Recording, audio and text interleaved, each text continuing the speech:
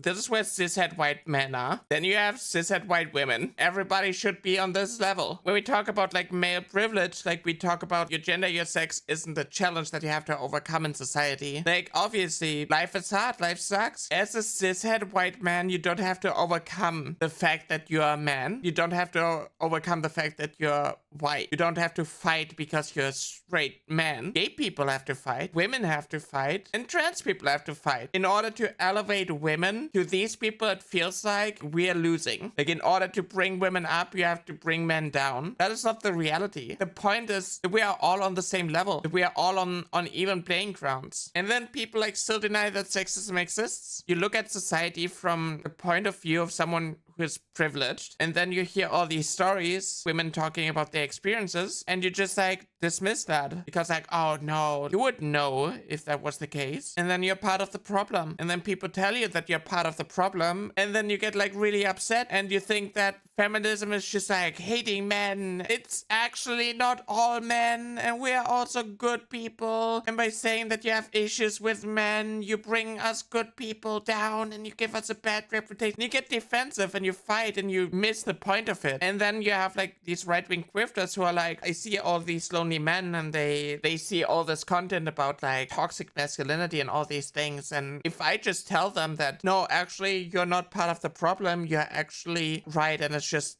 women who are just like upset at you for no reason, then obviously these people tend to become right-wingers. These people drift into one direction because like, this is our home now, this is where I feel like I'm part of something, and I'm not actually made out to be the bad guy and the villain. It's like really difficult to like get these people over to our side again. If you're a cishet white man and you shut down women's experiences and like you enable your fellow men to like be misogynistic, you're part of the problem. And like the first step is like to acknowledge that you're part of the problem, that you can like listen to women's experiences, and maybe like your friend is like objectifying women, to just be like, hey, that's not okay. You know, maybe not excuse like sexual abuse and be like, well, you know, what did the woman actually say to that man, and what was she actually wearing? Was she just tempting the dude? In reality, women do have less rights. Women do get overlooked a lot. Women do have to fight harder than their male colleagues because they have to put in more work to be seen, to be taken serious. There are so many jobs where it's just like unnecessarily